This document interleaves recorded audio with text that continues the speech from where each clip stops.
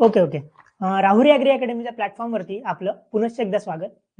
कृषी सेवा मुख्य परीक्षा 2025च्या अनुषंगानं राहुरी ॲग्री अकॅडमी आपल्याला लेक्चर सिरीज, टेस्ट सिरीज त्याचबरोबर मेन्ससाठी लागणारी अदर रिक्वायरमेंट जी आहे ती प्रोव्हाइड करणार आहे. तर ह्याच राहुरी ॲग्री अकॅडमीचा एक फॅकल्टी मेंबर म्हणून मी आशिक रूपचंद पर्वते आपणाशी ॲग्रीकल्चर बायोटेक्नॉलॉजी या विषयाच्या माध्यमातून कम्युनिकेट करणार आहे.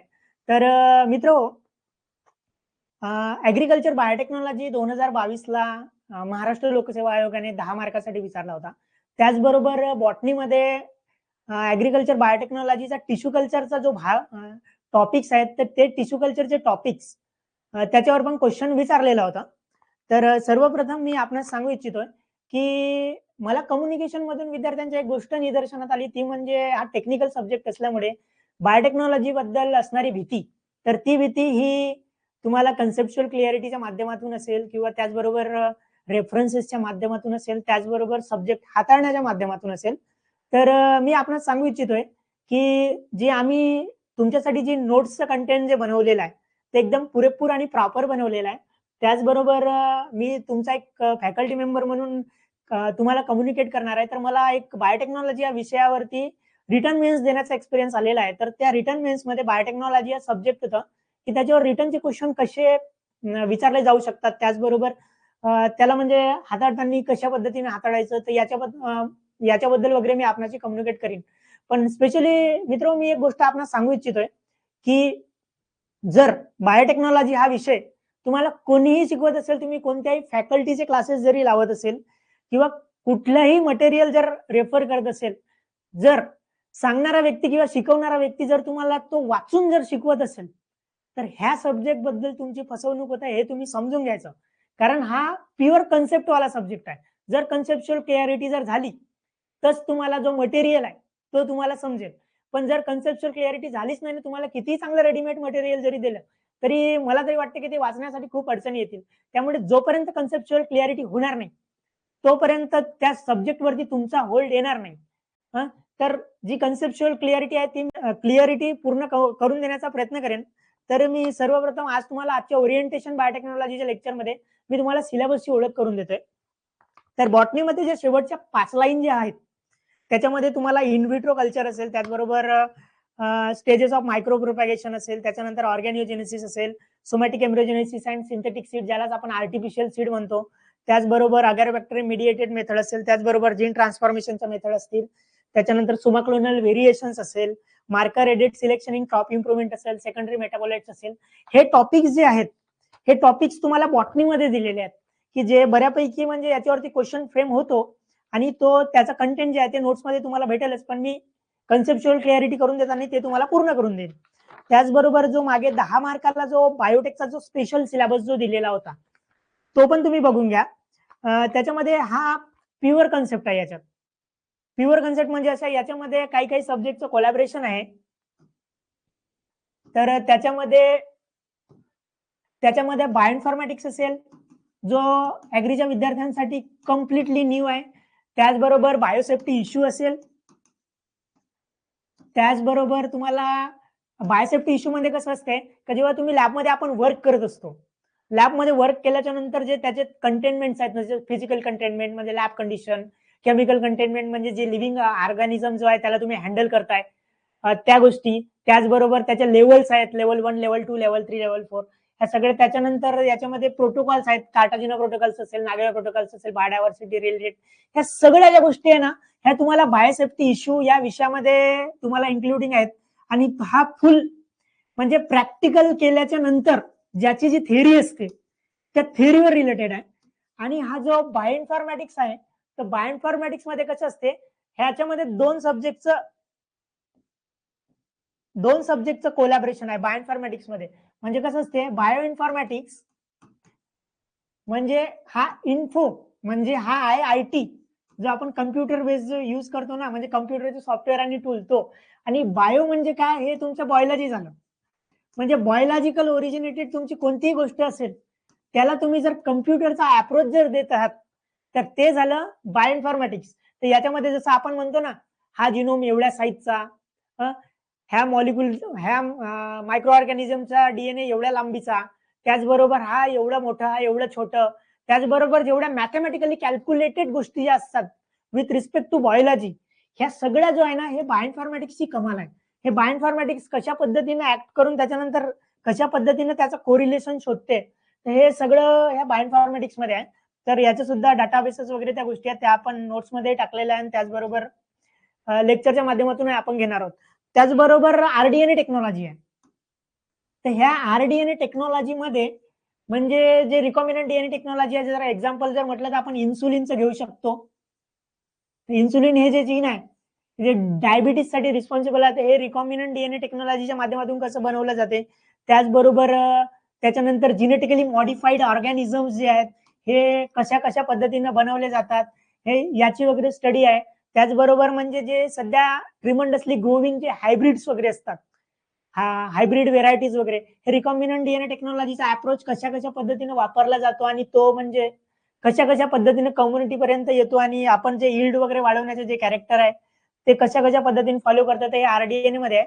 त्याच्यामध्ये व्हेक्टर्स असेल, होस्ट असेल, ट्रान्सफॉर्मेशनच्या मेथड्स असतील, या बऱ्यापैकी गोष्टी ह्या रिकॉम्बिनंट डीएनए टेक्नॉलॉजी मध्ये आहे. त्याचबरोबर मॉलिक्युलर मार्कर, हे म्हणजे प्रत्येकासाठी म्हणजे कठीण जाणारा टॉपिक आहे. तर मॉलिक्युलर मार्कर हा जो ब्रीडिंगचा जो पोर्शन आहे, हा बायोटेक्नॉलॉजी मध्ये इन्व्हॉल्व केलेला आहे. तर याच्यामध्ये मग डीएनए मार्कर काय असते, बायोकेमिकल काय असते, त्याचबरोबर मॉर्फॉलॉजिकल काय असतात, हे वेगवेगळ्या पद्धतीचे मार्करची जी स्टडी आहे ही त्या सब्जेक्टमध्ये, हा सुद्धा बायोटेक्नॉलॉजी मध्ये इन्व्हॉल्ड टॉपिक आहे. ज्याच्यामध्ये 2021 आणि 22 दोन्ही मेन्सला ऑब्जेक्टिव्हच्या माध्यमातून हा प्रश्न विचारला होता आणि रिटर्नला पण इथं चांगल्या पद्धतीने क्वेश्चन फ्रेम होतो.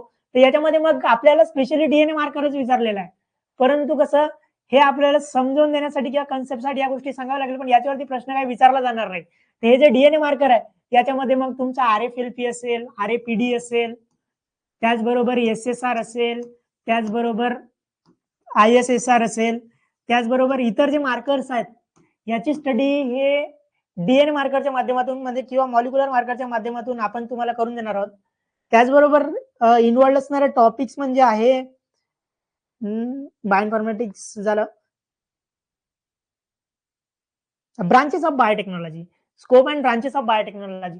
तर बायोटेकच्या वेगवेगळ्या ब्रांचेस आहेत, ज्याच्यामध्ये रेड बायोटेक्नॉलॉजी आहे, ब्ल्यू बायोटेक्नॉलॉजी आहे, त्याचबरोबर ग्रीन बायोटेक्नॉलॉजी आहे, त्याचबरोबर इंडस्ट्रियल बायोटेक्नॉलॉजी आहे.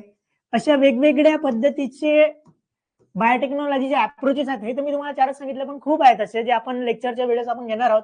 ते वेगवेगळे अप्रोचेस जे आहेत हे त्याच्यामध्ये इन्व्हॉल्ड होतात. आता इंडस्ट्रियल बायोटेक्नॉलॉजीवरती मागच्या वेळेसला पेनिसिलियमचा क्वेश्चन विचारलेला होता आणि याच्यामध्ये कसं स्कोप विचारण्याचा स्कोप बाकीच्या कंपॅरिझन मध्ये जास्त आहे.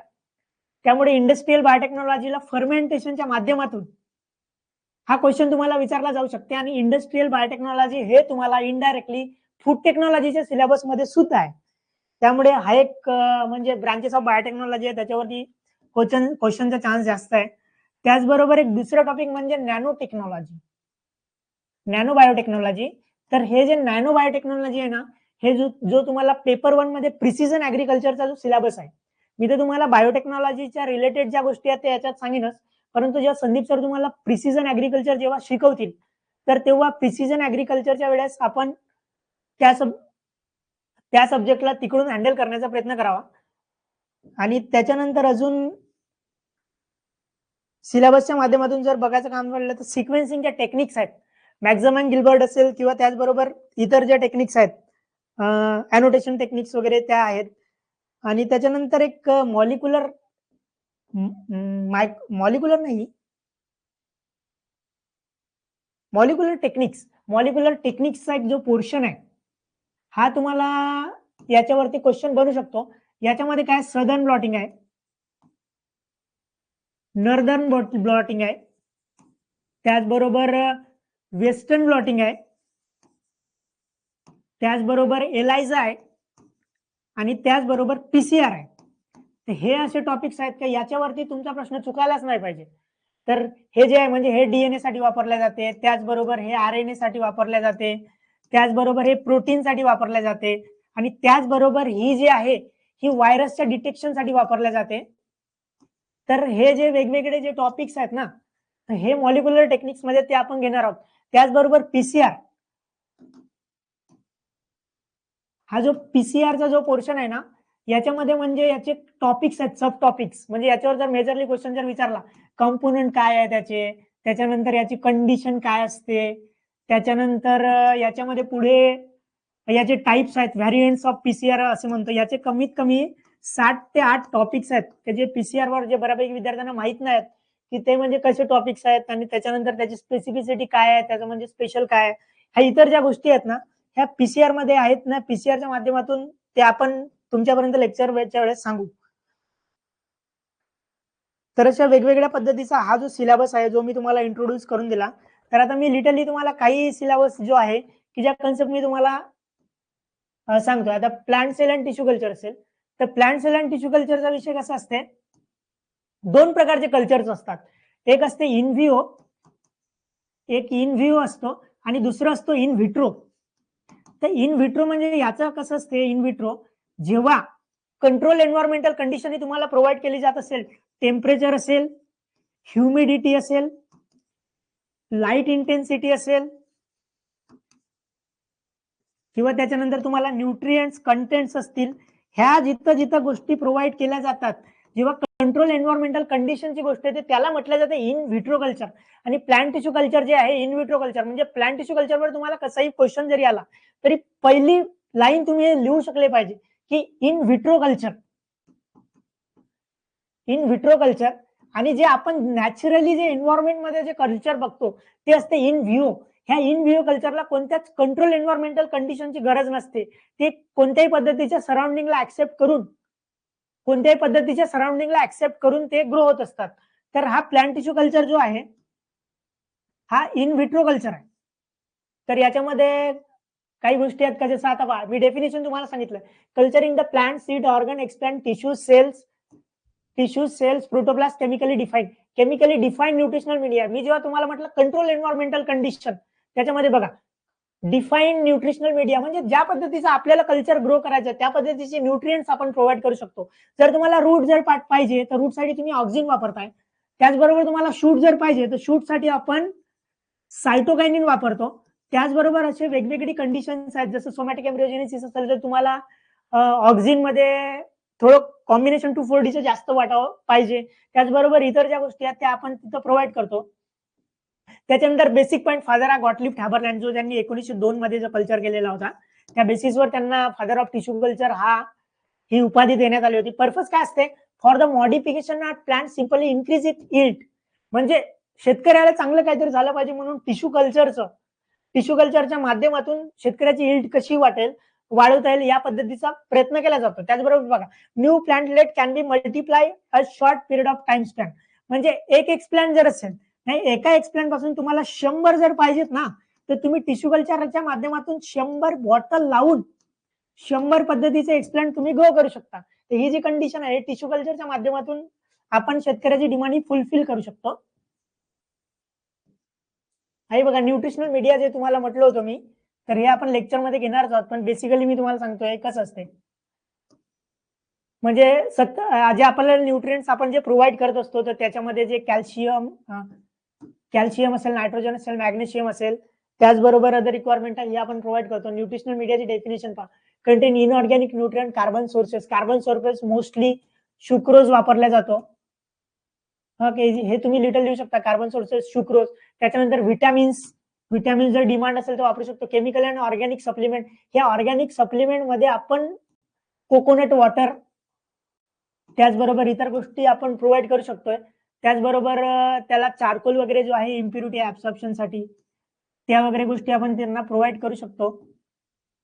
जसं तुम्हाला म्हटलं होतं की ऑक्सिन, सायटोकायनिन, स्टॉक सोल्युशन्स, हे स्टॉक सोल्युशन वगैरे जे आहेत की बॉटल्स वगैरे त्या कशा असतात त्या वगैरे आपण याच्यावरती ते लेक्चर मध्ये आपण सांगणार आहोत. अशा वेगवेगळ्या ज्या कंडिशन्स आहेत की ज्या आपण प्लांटला जर प्रोव्हाइड केल्या तर त्याची ग्रोथ ही चांगल्या पद्धतीने होऊ शकते.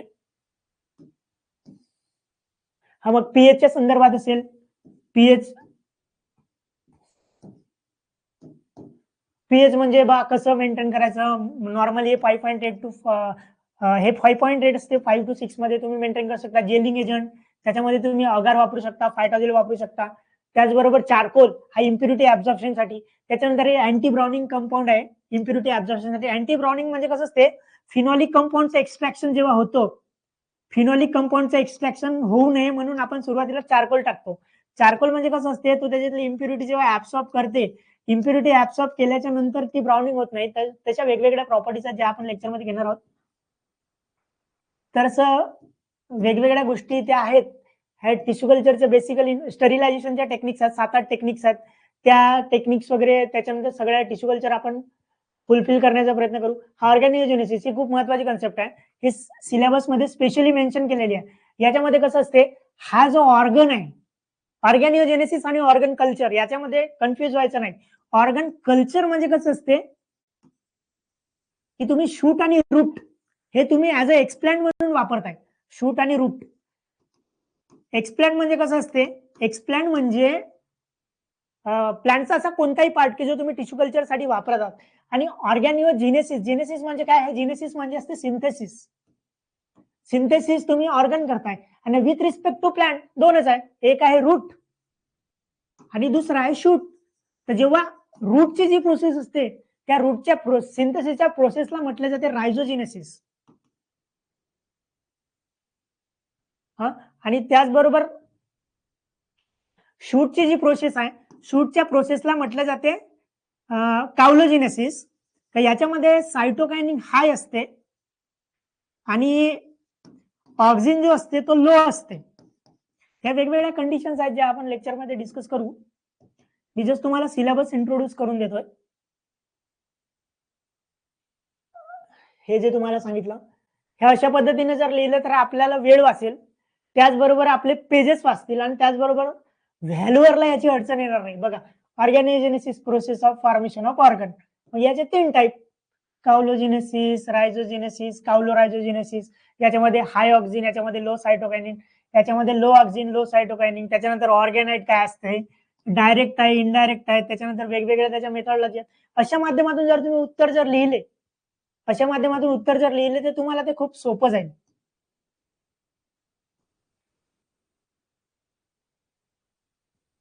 सोमॅटिक एम्ब्रियोजेनेसिस आणि आर्टिफिशियल सीट हे सुद्धा एक महत्वाचा टॉपिक आहे. याच्यामध्ये जी जेल वापरल्या जाते ती महत्वाची आहे. त्याच्यानंतर एम्ब्रॉइड जो आहे तो कशा पद्धतीने कन्झर्व केला जातो, याच्या वेगवेगळ्या गोष्टी आहेत. एम्ब्रियोजेनेसिस म्हणजे इथे एम्ब्रियो कसा सिंथेसिस केलं जातं, एम्ब्रियो रेस्क्यूची कन्सेप्ट काय आहे, ह्या अशा वेगवेगळ्या गोष्टी आहेत की ज्या तुम्हाला इथं प्रोव्हाइड केल्या जातील. सेल सस्पेन्शन कल्चर, याच्यामध्ये लिक्विड मीडिया आहे ती वापरल्या जाते. लिक्विड मीडिया, त्याच्यानंतर त्याचा सेकंडरी मेटाबोलाइट्स कशा पद्धतीने प्रोड्यूस केले जाते, त्याचबरोबर याच्यामध्ये ज्याचे जे टर्बिडोस्टॅट, किमोस्टॅट हे टॉपिक्स आहेत, त्याच्यानंतर त्याचे 4 सब टॉपिक्स आहेत, त्याच्यामध्ये आरपीएम लेवल वगैरे कशी असते, अशा वेगवेगळ्या पद्धतीचा जो कंटेंट आहे तो आम्ही कंटेंट तुम्हाला नोट्सच्या माध्यमातून प्रोव्हाइड केलेलाच आहे. सोमाक्लोनल व्हेरिएशन म्हणजे सोमॅटिक सेल पासून जनरेट झालेला जो कोणताही क्लोन असेल त्याच्यामध्ये जेनेटिक, इपिजेनेटिक आणि एन्व्हायरमेंटल व्हेरिएशन वगैरे कसे येतात, हे वेगवेगळ्या पद्धतीचं इन्व्हॉल्वमेंट आम्ही केलेलं आहे. हे जे बघा, हे टिश्यू कल्चरचे जे माझे प्रॅक्टिकल रिसर्चचे वर्क आहे ते याच्यामध्ये कशा कशा पद्धतीनं कल्चर हा ग्रो होत होता आणि त्याच्याबद्दल कसे कसे व्हेरिएशन आले होते. ते बघा, एक प्लांट एकाच प्लांटचा आहे, पण बघा हा इथे एक नोड आलाय ना, इथे एक नोड आलाय, इथे एक नोड आलाय, इथे एक नोड आहे, हा डायरेक्टली स्टेटस नोड झालेला आहे. तशा अशा वेगवेगळ्या पद्धतीचे जे व्हेरिएशन्स आहेत ते कसे जनरेट होतात, तर याचं सायन्स किंवा याचं स्टडी त्याच्यामध्ये आहे. मायक्रो प्रोपॅगेशन हा सुद्धा खूप महत्वाचा टॉपिक आहे. म्हणजे 0 पासून ते डायरेक्ट फायनल स्टेज पर्यंत जो प्लांटच्या ग्रोथचा जो प्रोटोकॉल आहे, ह्या प्रोटोकॉल मध्ये कशा कशा पद्धतीची इन्व्हॉल्वमेंट आहे प्लांटची, ते सगळं तुम्हाला सांगितलं जाईल. त्याच्यामध्ये त्याचे 3 रूट जे आहेत, 3 मेन रूट, प्लांटचे जे 3 रूट्स आहेत, ऑक्झिलरी बड फॉर्मेशन असेल, त्याच्यानंतर रिजनरेशन आहे, ऍडव्हेंटिशियस, त्याच्यानंतर सोमॅटिक एम्ब्रियोजेनेसिस, याचे जे अप्रोचेस आहेत हे कशा कशा पद्धतीने वापरल्या जातील ह्या गोष्टी सिलेबसमध्ये स्पेशली मेन्शन केल्या आहेत. त्यामुळे मायक्रो प्रोपॅगेशन रेफर करताना विथ कंटेंट तुम्ही रेफर केले जाते, जे नोट्समध्ये तुम्हाला प्रॉपरली प्रोव्हाइड केलेलं आहे.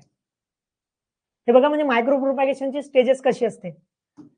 हे 0 स्टेजला एक्सप्लेन कसा असतो, त्याच्यानंतर हा शूट, मल्टिप्लिकेशन, हे रूट आणि त्याच्यानंतर हा फायनल जे आहे प्लांट, हा म्हणजे डायरेक्ट 0 टू फायनल स्टेज जी ग्रोथ झालेली आहे प्लांटची, हे मायक्रो प्रोपॅगेशनचा एक अप्रोच आहे, तो तुम्ही तिथं बघू शकताय. हा क्रायोप्रिझर्वेशन म्हणजे कसं असते, जेव्हा टेम्परेचर कंडिशन ही खूप तुम्ही अल्ट्रा लो टेम्परेचरला जेव्हा प्लांटला ग्रोथ म्हणजे कन्झर्व करून ठेवता, प्रिझर्व करून ठेवता, तर ती कंडिशन याच्यामध्ये काही टॉपिक्स आहेत, थाविंग्स असेल, फ्रीजिंग असेल, त्याच्यानंतर त्याला लागणारी जी कंडिशन्स आहेत टेम्परेचरची -79 असेल, त्याचबरोबर -150 असेल, -196 असेल, त्याचबरोबर इतर गोष्टी ज्या आहेत त्या आम्ही तुम्हाला क्रायोप्रिझर्वेशनच्या माध्यमातून क्रायोप्रिझर्वेशन टॉपिकला नोटच्या माध्यमातून तुम्हाला प्रेझेंट करणार आहोत आम्ही. एम्ब्रियो कल्चर सुद्धा हा एक महत्वाचा टॉपिक्स आहे. हा various types of tissue culture syllabus मध्ये मेन्शन गोष्ट आहे. याच्यामध्ये मेरिस्टेम कल्चर वगैरे सारखे आहे, म्हणजे आता न्यूसेलस कल्चर, मेरिस्टेम कल्चर आणि अँथर कल्चर हा म्हणजे सिंगल सेलचा एक टॉपिक्स आहे. Anther culture, pollen culture, meristem म्हणजे व्हायरस फ्री प्लांट साठी आहे. त्याचबरोबर हे जे न्यूसेलस आहे हे सिट्रस आणि मँगो याच्यावरती ऑब्जेक्टिव्ह मध्ये जुन्या वेळेस 2017-18 प्रश्न विचारलेला आहे. हा, तर हे वेगवेगळे जे कल्चर्स आहेत त्याच्यानंतर तुम्हाला वेगवेगळ्या कल्चरमध्ये सायब्रिड जे असेल, सायब्रिड म्हणजे जेव्हा दोन सेलच्या सायटोप्लाझमला मिक्स करून आपण जो हायब्रिड बनवतो त्याला सायब्रिड म्हटलं जाते. त्याच्यानंतर त्याचा एम काय, अशा इतर गोष्टी आहेत. प्रोटोप्लास्ट आयसोलेशन आणि प्रोटोप्लास्ट फ्युजन ह्या ज्या कन्सेप्ट आहेत, सोमॅटिक हायब्रिडायझेशन वगैरे, ह्या सगळ्या कन्सेप्ट तुम्हाला आम्ही लेक्चरमध्ये शिकवू.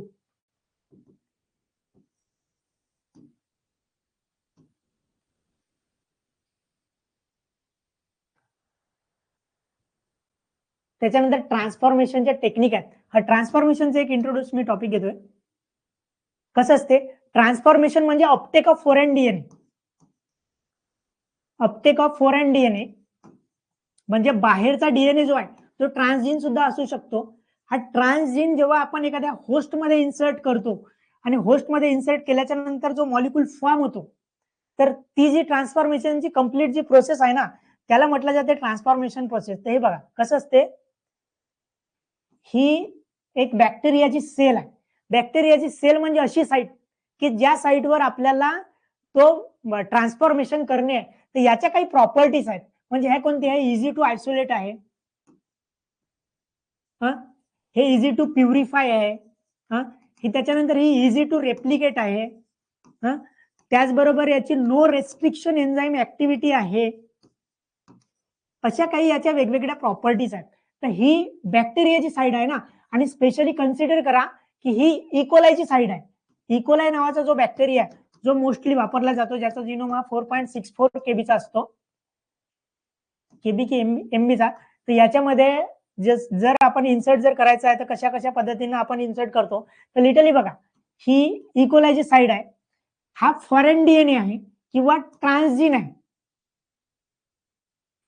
ट्रान्सजीन म्हणजे याच्यामध्ये कसं आहे, दोन याचा मॉलिक्यूल आहे, हा आपल्याला इथे ट्रान्सफर करणे आहे ना. इथं ट्रान्सफर करण्यासाठी आपल्याला काय करावं लागेल, ही जी सेल आहे ना याची सेलवाला हे परमिएबल करावं लागेल.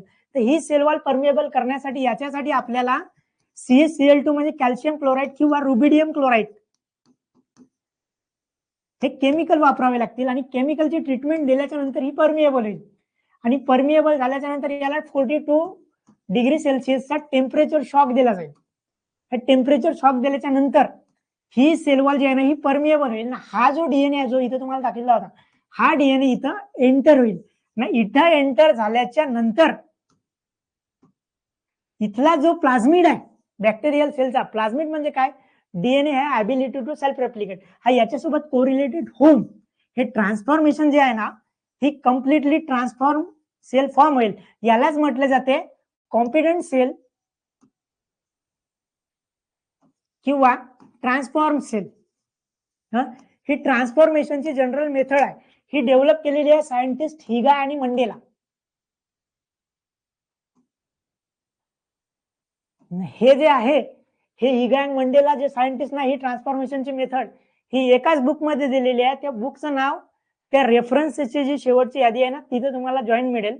हे कुठंच तुम्हाला भेटणार नाही, कारण बायोटेक्नॉलॉजी हा असा विषय आहे, तुम्ही 100 बुकलेट जर वापरत असाल तर तुम्हाला 100 पद्धतीच्या वेगवेगळ्या पद्धतीने ती कन्सेप्ट तिथे तुम्हाला ग्रो केलेली आहे. त्यामुळे जी लिटरली सर्वात सोपं जे दिलेलं आहे ही ट्रान्सफॉर्मेशनची मेथड आहे. मग हे जेव्हा ही फायनली जी कंपोनंट सेल जी आहे दिलेली, तर ह्याच्याच बेसिसवर ज्या ट्रान्सफॉर्मेशनच्या ज्या टेक्निक्स आहेत ना, ह्या टेक्निक्स ग्रो झालेल्या आहेत. त्याच्यामध्ये तुमची अगारोबॅक्टेरियम असेल, त्याचबरोबर पार्टिकल गन मेथड असेल, त्याचबरोबर तुमची लिपोफेक्शन असेल, त्याचबरोबर तुमची इलेक्ट्रोपोरेशन असेल, त्याचबरोबर तुमची कॅल्शियम डिपेंडंट ट्रान्सफॉर्मेशन मेथड आहे. अशा वेगवेगळ्या ज्या मेथड्स आहेत, ह्या वेगवेगळ्या मेथड्स त्यांनी दिलेल्या आहेत का त्या ट्रान्सफॉर्मेशन टेक्निकच्या माध्यमातून तुम्ही शिकू शकताय, जे आपण लेक्चरमध्ये बघणार आहोत. तर ह्या बघा, ह्या मेथड्स आहेत. ह्या मेथड ज्या आहेत ना, त्याच्यामध्ये बायोलॉजिकली आणि त्याचबरोबर हे इनडायरेक्ट मेथड जे अगारोबॅक्टेरियम, याच्यावर सिलेबसमध्ये स्पेशली मेन्शन केलं आहे. त्यामुळे हे मस्ट आहे, हे तुम्ही केलेच पाहिजे. बाकीच्या नाही केल्या तरी चालेल, परंतु ही मेथड जी आहे अगारोबॅक्टेरियम ही खूपच जास्त महत्वाची आहे. आणि जर त्याच्यामध्ये जर प्रश्न जर आला तर तो तुमचा गेलाच नाही पाहिजे, कारण ते सिलेबसमध्ये स्पेशली मेन्शन केलेलं आहे. ह्या वेगवेगळ्या मेथड्स आहेत ज्या आपण घेणार आहोत. त्याचबरोबर मार्कर असिस्टेड सिलेबस सिलेक्शन जो आहे तो सुद्धा आपण सिलेबसमध्ये आपण घेणार आहोत. आणि त्याच्यानंतर स्पेशल बायोटेक्नॉलॉजी मध्ये ह्या ज्या ब्रांचेस आहेत ज्या मी पहिलेच तुम्हाला सांगितल्या, अशा वेगवेगळ्या पद्धतीच्या कन्सेप्ट आपण तिथं दिलेल्या आहेत. त्याचबरोबर रिकॉम्बिनंट डीएनए टेक्नॉलॉजी हा एक त्याची बेसिकली लिटल कन्सेप्ट सांगतो. रिकॉम्बिनंट डीएनए टेक्नॉलॉजीची डेफिनेशन कशी आहे की joining together of the DNA molecule from two dissimilar species is called as recombinant DNA technology. मी तुम्हाला लिटरली सांगतोय, घरातलं उदाहरण आपल्या, आपण दही जेव्हा बनवतो, मराठीत लिहितो, जेव्हा दही बनवतो तेव्हा आपण दोन गोष्टी वापरतो. एक असते विरजण आणि दुसरं असते दूध. तर याच्यानं काय असतं, हा जो विरजण असतो, हा विरजण या दुधाला फर्मेंटेड करून डायरेक्ट आपल्याला कर्ड फॉर्म करते, म्हणजे दही फॉर्म करते. तर हा जो घरातला एक्झाम्पल आहे ना, तुम्ही समजण्यासाठी कन्सिडर करा का हा रिकॉम्बिनंट डीएनए टेक्नॉलॉजीचा एक्झाम्पल आहे. डेफिनेशन काय म्हटलं होतं, joining of the two dissimilar species. ही एक वेगळी स्पीसीज आहे ना, ही एक वेगळी स्पीसीज आहे. कन्सिडर करा, व्हेक्टर म्हणजे विरजण आणि तुमचा जो डीएनए जो तुम्हाला रेप्लिकेट करायचा आहे तो म्हणजे दूध. व्हेक्टरची डेफिनेशन काय, small DNA molecule having the ability of self replication. Self रेप्लिकेशनची याची ॲबिलिटी आहे ना. आणि विरजण काय करतो, विरजण म्हणजे हा इनोक्युलम आहे ना, तो दुधाला रेप्लिकेट करून त्याला फर्मेंटेड करत असते.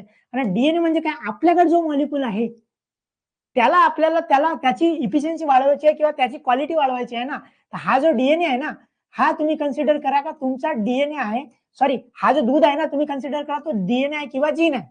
जीन म्हणजे काय, जीनची डेफिनेशन काय, particular segment of DNA, particular segment of DNA which is responsible for inheritance and expression of the particular character.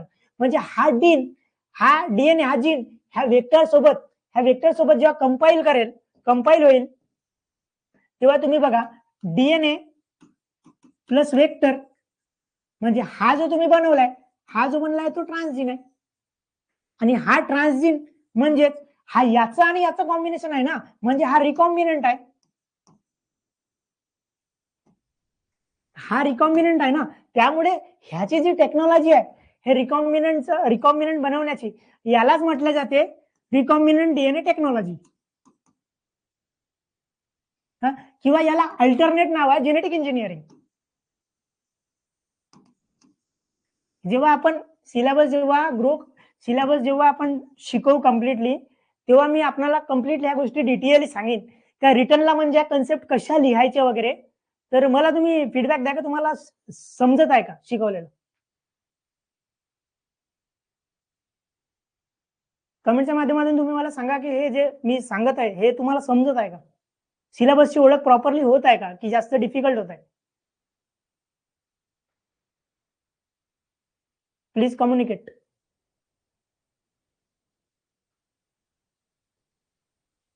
Okay okay okay, कळत आहे ना, म्हणजे शिकवलेल्या ह्या बेसिकली जे इंट्रोड्यूस जे मी करत आहे हे तुम्हाला समजत आहे ना. आणि वरून हे बघा, याच्यामध्ये अजून कसं असते, आता जे मी तुम्हाला सांगितलं विरजन म्हणजे व्हेक्टर आणि त्याचबरोबर तुमचं दूध म्हणजे हे डीएनए. तर याच्यामध्ये कसं असते, आता हा व्हेक्टर आणि डीएनए तुम्ही जॉईन केलाय ना, म्हणजे डीएनए प्लस व्हेक्टर, हे जे जॉईनिंग केले म्हणजे हे याच्यामध्ये तुम्हाला लायगेज एन्झाईम लागला. जेव्हा हा डीएनए तुम्ही आयसोलेट केले, आयसोलेट केल्याच्या नंतर हा याला तुम्ही कट केले म्हणजे न्यूक्लियस एन्झाईमची ऍक्टिव्हिटी आली, न्यूक्लियस कटर वापरला गेला. त्याचबरोबर न्यूक्लियस, लायगेज हे जे वेगवेगळे एन्झाईम्स आहेत किंवा वेगवेगळे जे मॉलिक्युल्स आहेत, याचा म्हणजे बेसिकली कसं वापर केला जातो आणि त्याच्यानंतर त्याला कसं जॉईन केलं जाते, हे वेगवेगळे जे अप्रोचेस आहेत हे आपण घेणार आहोत. त्याच्यानंतर रिकॉम्बिनंट डीएनए टेक्नॉलॉजी जी कन्सेप्ट आहे त्याच्यामध्ये तुम्हाला टाईप 1, टाईप 2, टाईप 3 एन्झाईम्स जे आहेत, त्याच्यानंतर सीडीएनए लायब्ररी कशा पद्धतीची असते किंवा सीडीएनए लायब्ररीची नीट काय असते, ह्या वेगवेगळ्या ज्या गोष्टी आहेत ना, हे आपण आरडीएनए टेक्नॉलॉजी मध्ये करणार आहोत. आता जे तुम्हाला मी सांगितलं होतं का कसं असते बघा, ह्याच्या स्टेप्स पहा, बेसिक स्टेप्स बघा. याच्यामध्ये आयसोलेशन ऑफ जीन म्हणजे आपला डीएनए, त्याच्यानंतर जो तुम्हाला म्हटलं मी की न्यूक्लियसच्या ऍक्टिव्हिटीमुळे तो ब्रेक केला जातो, त्यामुळे fragment of DNA to be clone. म्हणजे काय, हे क्लोन म्हणजे जॉईनिंग जी म्हटलं नाही का लायगेज एन्झाईमची ती. त्याच्यानंतर rDNA molecule introduce into certain host म्हणजे तुम्हाला मी सांगितलं होतं अशी साईट की ज्याच्यामध्ये आपण तो फॉरेन डीएनए ट्रान्सजीन तो आपण इंट्रोड्यूस करणार आहोत ना, इंट्रोड्यूस केल्यानंतर त्याला ग्रो करणार आहोत. त्याच्यानंतर cell have acquired rDNA molecule are selected. हा इथं जो प्लाझ्मिड आहे, प्लाझ्मिड याला सिलेक्ट करून याला रिप्लिकेट करेल. ती सुद्धा कन्सेप्ट समजली. त्याच्यानंतर rDNA molecule multiply within the host cell to the produce the number of identical copies. प्लाझ्मिडची डेफिनेशन काय, small DNA molecule having the ability of self replication. मग सेल्फ रेप्लिकेट केल्याच्या नंतर ही जी कॉम्पिटंट सेल जी फॉर्म होईल ना, ही कॉम्पिटंट सेल जी फॉर्म होण्याची जी प्रोसेस आहे यालाच म्हटलं जाते आरडीएनए टेक्नॉलॉजी. तर हे आरडीएनए टेक्नॉलॉजीची जी कन्सेप्ट आहे ही आपण बेसिकली मी तुम्हाला तुमच्यापर्यंत इंट्रोड्यूस करून दिलेलं आहे. हे एन्झाईम जो न्यूक्लियस तुम्हाला सांगितला मी, लायगेज, हे पॉलिमरेज आणि डीएनए मॉडिफाईंग एन्झाईम आहेत ना, हे मी तुम्हाला लेक्चर मध्ये सांगेन. कारण आता कसं आपल्याकडे वेळ कमी आहे ना, वेळ कमी असल्यामुळे मी तुम्हाला पूर्ण सिलेबस इंट्रोड्यूस करायचं असल्यामुळे हे काही मी आता तुम्हाला घेऊ शकत नाही. त्याच्यानंतर हे जे आहे हे लॅम्बडा S1 न्यूक्लियसचे वेगवेगळ्या प्रॉपर्टीज आहेत ते हा आपण घेणार आहोत हा डीएनए टेक्नॉलॉजीच्या माध्यमातून. त्याच्यानंतर जी व्हेक्टर आहे, व्हेक्टर म्हणजे जो तुम्हाला विरजन सांगितला होता स्मॉल डीएनए मॉलिक्यूल, त्याचे कॅरेक्टरिस्टिक्स आहेत. हा म्हणजे लेस साईजचा आहे, त्याच्यानंतर एबल टू रेप्लिकेट आहे, इझी टू आयसोलेट आहे, सुटेबल मार्कर आहे, वेगवेगळ्या ज्या गोष्टी आहेत ह्या आपण घेऊ लेक्चरच्या माध्यमातून.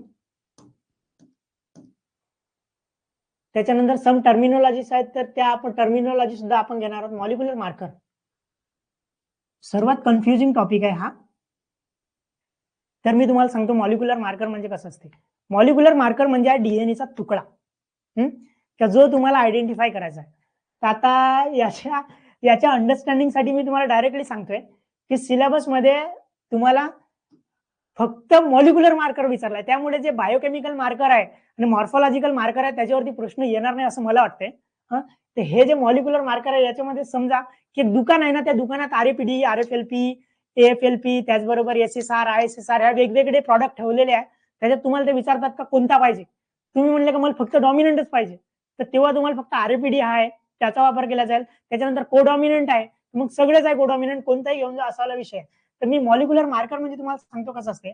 आता समजा महाराष्ट्रात 36 जिल्हे आहेत, 36 जिल्हे आहेत. ह्या 36 जिल्ह्यामध्ये वेगवेगळे लोक आहे, वेगवेगळ्या पद्धतीचे लोक आहे. त्याच्यानंतर आता समजा प्रत्येक जिल्ह्याचा कॅरेक्टर वेगवेगळा आहे. मॉलिक्युलर मार्कर म्हणजे काय, डीएनएचा तुकडा. महाराष्ट्र म्हणजे काय, डीएनए आहे समजा, कन्सिडर करा. आणि या महाराष्ट्रामध्ये हे जे 36 जे जिल्हे आहे ना, हे 36 जिल्हे म्हणजे त्याच्यातले जीन आहे. जीन म्हणजे काय, प्रत्येक जिल्ह्याचा काही काही फंक्शन आहे ना. आता मी गोंदिया जिल्ह्याचा आहे, तर गोंदिया जिल्ह्यामध्ये बघा बायोडायव्हर्सिटी खूप जास्त आहे, जंगल आमच्या इकडे जास्त आहे, हा आमच्या जिल्ह्याचा कॅरेक्टर आहे. तर आता बघा हा जीन म्हणजे काय, जीनची डेफिनेशन काय, पर्टिक्युलर सेगमेंट ऑफ डीएनए म्हणजे डीएनएचा असा भाग which is responsible for inheritance and expression of the particular character. मी काय म्हणतोय, identification of particular character.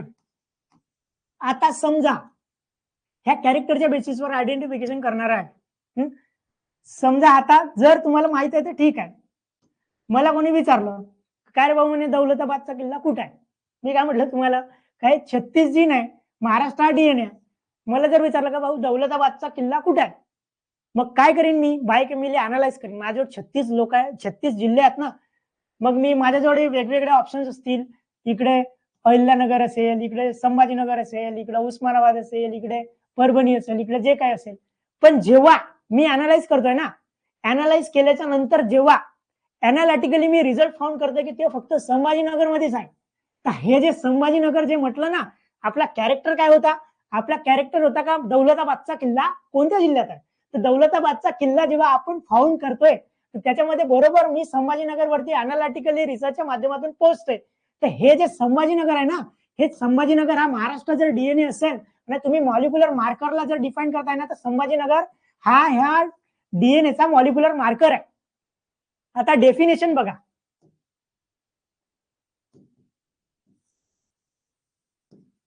Definition बघा लागू होते का concept, use to identify specific character of an individual. हे बघा, identify specific character of an individual. Specific character जेव्हा आयडेंटिफाय करतो आपण, मी काय म्हटलं तुम्हाला दौलताबादचा किल्ला. त्याच्यानंतर दुसरी डेफिनेशन पहा, याच्यातले तीन पैकी कोणती एकच लिहायची. दुसरी पहा, gene or the fragment of DNA whose location are already known. तो आहे ना, किल्ला तिथं आहे ना, आपल्याला फक्त फाउंड करायचं होतं तो का कुठं आहे. Gene or the fragment of DNA which is located in the already known. त्याच्यानंतर unique nucleotide sequence found on the DNA strand. मी काय म्हटलं होतं तुम्हाला की हे 36 जिल्ह्यात, हे 36 जिल्हे वेगवेगळे आहेत. मग काय म्हणते, समजा हा इथं संभाजीनगर आहे, unique nucleotide sequence found on the DNA हा इथंच आहे ना, मग युनिट सिक्वेन्स हा मॉलिक्युलर मार्कर झाला ना. इज इट क्लिअर, तुम्हाला मॉलिक्युलर मार्कर समजला का मला कमेंटच्या माध्यमातून सांगा. बेसिकली तो एक वेगळा टॉपिक आहे. मी जेव्हा कॅरेक्टर सोबत जेव्हा एक्सप्लेन करेन लेक्चरच्या वेळेस तेव्हा तर तुम्हाला सांगेन की कॅरेक्टरायझेशन कसं आहे. मला तुम्ही पहिले सांगा का मॉलिक्युलर मार्कर बेसिकली तुम्हाला समजलं का.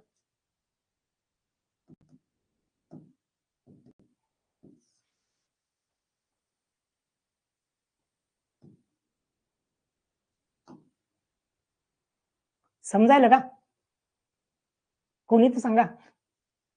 ओके, तर अशा वेगवेगळ्या पद्धतीचं जे कॅरेक्टरायझेशन आहे, हे कॅरेक्टरायझेशन मॉलिक्युलर मार्कर मध्ये आहे. त्याच्यामध्ये हे जे आहे हे मॉर्फोलॉजिकल आणि बायोकेमिकल जे मार्कर आहे नाही का, हे मी फक्त समजण्यासाठी टाकलंय. पण क्वेश्चन तुमचा याच्यावरती फ्रेम होईल की जे आपण तुम्हाला सांगू. त्याच्यानंतर त्याचे कॅरेक्टरिस्टिक्स आहेत, ते वेगवेगळ्या प्रॉपर्टीज आहेत. तर अशा वेगवेगळ्या पद्धतीने मार्कर, हा बायोसेफ्टी इश्यूचा एक टॉपिक आहे. बायोसेफ्टी इश्यू मध्ये कसं असते की म्हणजे तुम्ही जो प्रॅक्टिकली वर्क करताय, तर प्रॅक्टिकली वर्क केल्याच्या नंतर त्याचं त्याच्यामध्ये काय बायोलॉजिकल गोष्टीपासून जे म्हणजे इश्यूज होत असतात, बायोलॉजिकल गोष्टीपासून म्हणजे कधी कसं असते लॅबमध्ये बर्निंग वगैरे होत असते, त्याच्यासाठी कारणीभूत गोष्टी कोणत्या, मग फिजिकल कंडिशन आहे का लॅबची, लॅमिनार एअर फ्लो बरोबर आहे का, त्याच्यानंतर जी तुम्ही बॅक्टेरियाची स्ट्रेन वापरता ही डिफाईन आहे का, ही नोन आहे का, ह्या वेगवेगळ्या अप्रोचेसची जी स्टडी आहे ही बायोसेफ्टी इश्यू मध्ये आपण डिस्कस करणार आहोत. तर हा वेगवेगळा एक पार्ट आहे का जो तुम्हाला मी सांगेन to reduce the probability of risk, म्हणजे प्रोबॅबिलिटी ऑफ हजार्ड वेगवेगळे त्याचे फिनॉमिनन्स आहेत, physical containment, biological containment, BL1 BL2 म्हणजे त्याचे 4 लेवल्स आहेत त्या वगैरे. हे बघा, म्हणजे लेवल 1 ला आपण डायरेक्टली कसं हँडल करतो, म्हणजे समजा लेवल 1 कॉमन कोल्ड आहे, लेवल 2 तुमचं टायफॉइड आहे, समजा कन्सिडर करा. लेवल 3 मध्ये तुमचं बा डेंग्यू आहे, त्याच्यानंतर हजार्डस लेवल वाढतोय ना, लेवल 4 मध्ये समजा कोरोना आहे. अशा वेगवेगळ्या सिच्युएशन्स आहेत, कंडिशन्स आहेत, त्याचे नॅशनल रेग्युलेटरी फ्रेमवर्क आहेत, त्याच्यानंतर त्याच्या 5-6 बॉडीज आहेत, डिपार्टमेंट ऑफ बायोटेक्नॉलॉजी वगैरे. ह्या सगळ्या गोष्टी आपण त्याच्यामध्ये सांगणार आहोत. बायोइन्फॉर्मॅटिक्स जे आहे ते मी तुम्हाला सुरुवातीला सांगितलं आहे की म्हणजे बायोइन्फॉर्मॅटिक्स म्हणजे बायोलॉजी प्लस कम्प्युटर टेक्नॉलॉजी याचं कॉम्बिनेशन आहे ना. ते कॉम्बिनेशन जेव्हा आपण ग्रो करतोय, एवढा जिनोम एवढ्या साईजचा वगैरे, इतर गोष्टी वगैरे ज्या आहेत ह्या सगळ्या म्हणजे आपण बायोइन्फॉर्मॅटिक्सच्या माध्यमातून तुम्हाला सांगणार आहोत.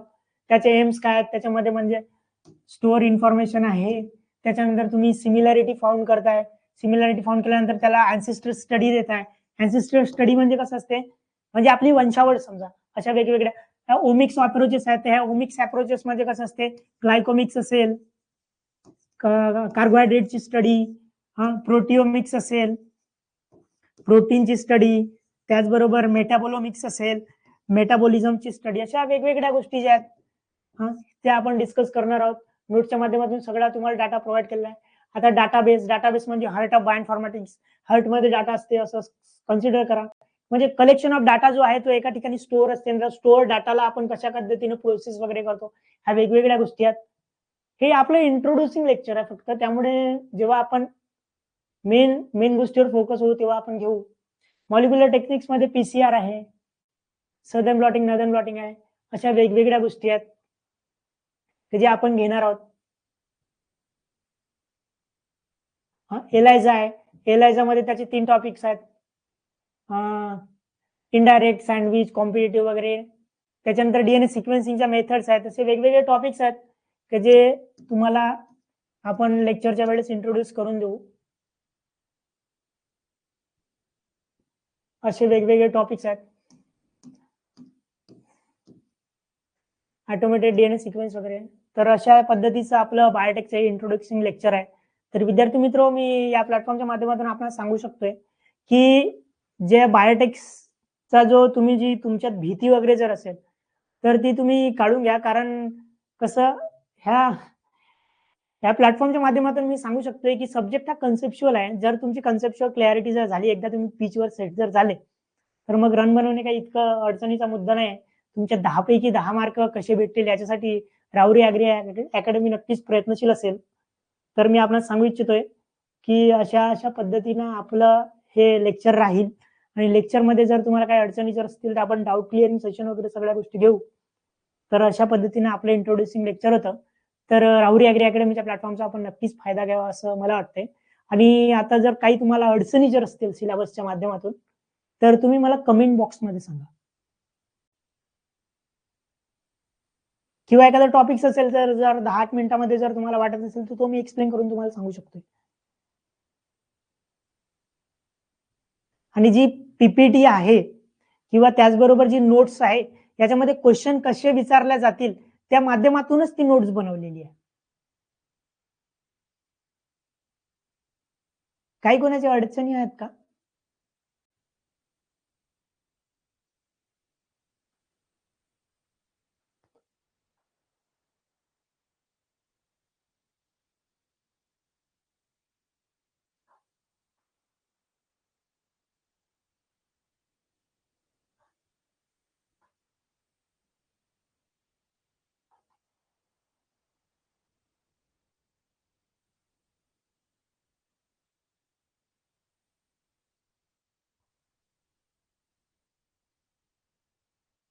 ओके ओके, काही अडचणही नाहीये. तसे समजून आपलं इंट्रोड्युसिंग लेक्चर व्यवस्थित पार पडलं असं मला वाटतंय.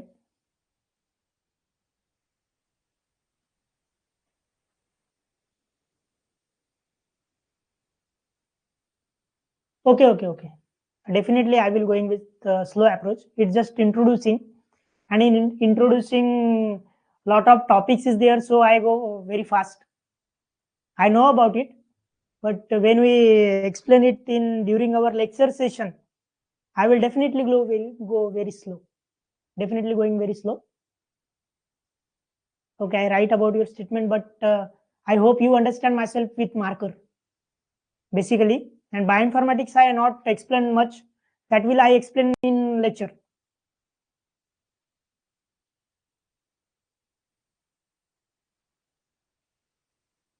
Any more query?